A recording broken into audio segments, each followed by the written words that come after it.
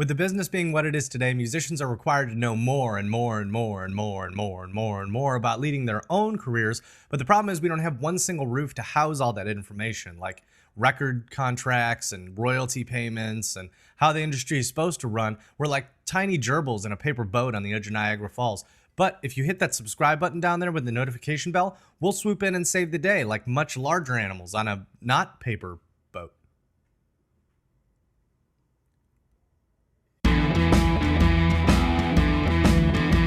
So the first type of deal we're going to be talking about is the standard record deal. And something to note, it is not standard anymore, but this contract deals mainly with full-length albums and something called options. So you might be asking yourself, what in the Sam hell are options? Well, I'm glad you asked, and please calm down.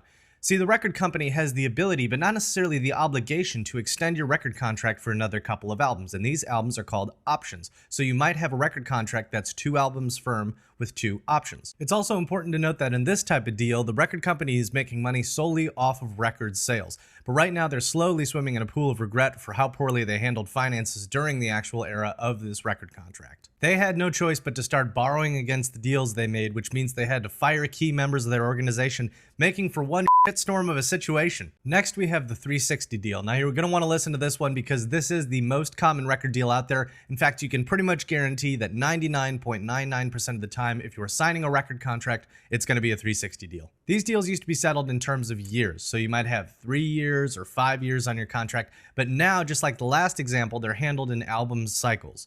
Okay, so you might have 4 albums or you might have 2 albums, but you can pretty much guarantee, because the record company is slowly losing money, that if your first album is not so great, they will drop you. This was introduced around the late 90s, early 2000s, just when the digital age started to rear its ugly yet necessary head. The important difference with this deal is that the record company is going to provide help and expertise in more areas than would normally be allowed in a standard record contract. The only exchange is that they want a percentage of every single one of those income streams. So we're talking things like merchandise and digital downloads and record sales and even publishing. Now, before we move on, I really quickly wanted to mention the 360 deal's mutant children, called the 180 deal and the 270 deal, where the record company takes record sales and 1 or 2 other income streams respectively. This doesn't happen often, but some artists get it. Now for the independent record label deal, and the reason I wanted to do this one after the 360 deal is because you're probably still getting a 360 deal. They will still help you in all the different avenues like marketing and sales, but the biggest difference between them and the record companies, they'll actually let you keep your masters and your publishing, which is a huge leg up. But the biggest downside with this is that the independent label doesn't have nearly as much money as the major label, so they can't put as much towards your record or your career.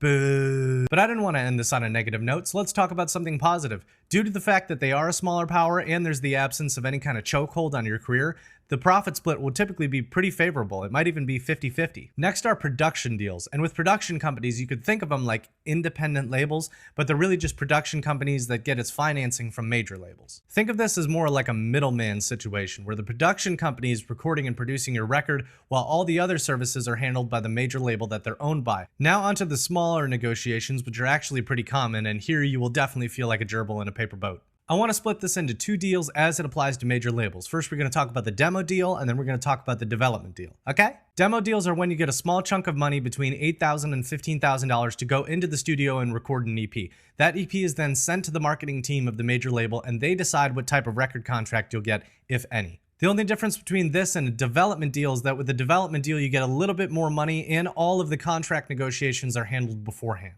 Even smaller than an EP deal is a singles deal. Now, this is the standard in the UK right now, but it's slowly making its way to America, just like a second revolution. And of course, this deal comes with a much lower budget because you won't be, or at least you shouldn't be, spending as much money in the studio as you would with a full-length album or LP. As you can imagine, most of your customers are going to be downloading more of your digital singles than they are the full-length album, especially when we have music subscription services that revolve largely around creative playlists as opposed to full-length albums. Depending on your situation as an artist, a singles deal might actually be better than a full album deal, especially if you're new and you don't want to take that giant gamble with the record company. Finally, we have pressing and distribution deals, which are also known as P&D deals. These are most common for independent artists who do not want to sign with a major label and are having quite a bit of success on their own. This type of deal will allow you to sign a contract specifically with the distributor so that they can press and distribute your physical CD. Keep in mind that if you do this deal, you'll probably want to keep your physical CD quantity low anyway, because obviously physical CDs are going the way of the dinosaur. You can typically get your music on digital streaming services yourself, or at least some of them. I know there's one or two that require some type of deal, but if you decide to go with a virtual record company, not only can some of them press physical CDs for you, but they can also give you special analytics and tools. Wait, before you leave, let's talk about a bonus.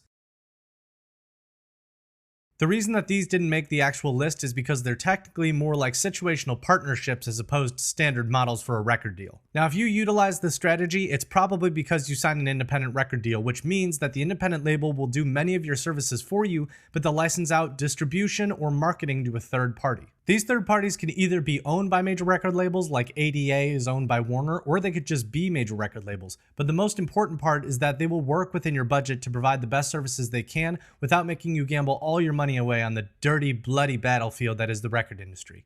Again, these are typically partnered along with 360 deals or record deals, so don't confuse this as some type of alien version of a recording contract. It's simply a regular recording contract with an alien growing out of it. The last thing I want to say in this video is that with joint venture deals, all three parties are typically involved in the negotiation, so you can mold it and shape it into any form you want. Like a hippo or a penguin or a cat. Nah, cats are lame. Go with the penguin. Go with the penguin. Hey, did you like that last video?